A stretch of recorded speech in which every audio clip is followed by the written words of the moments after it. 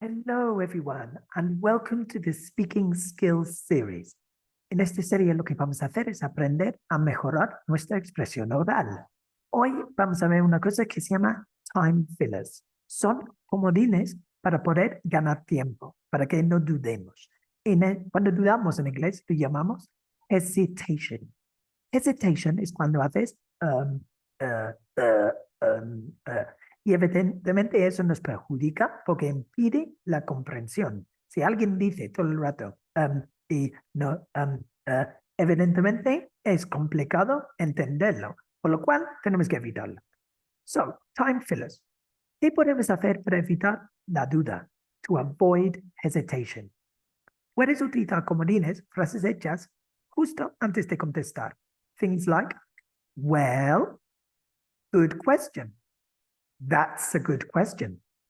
That's a hard question. That's a tough question. That's a tricky question. Let me see. Let's see. Let's have a look. Let me think. That's a tough one. Sort of. Kind of. One moment. Wait a second. Hold on a second. Just a moment. Las frases son súper útiles porque las puedes utilizar antes de contestar. Si alguien te hace una pregunta, what are the advantages and disadvantages of learning English? Y tú piensas, a ver, ¿cómo contesto esta? Pues utilizas un comodín mientras piensas en la respuesta y luego contestas. So what are the advantages and disadvantages of learning English?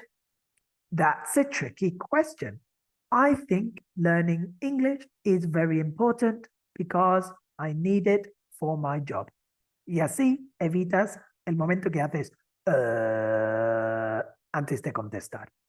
So, estos son los comodines que se llaman time fillers en inglés.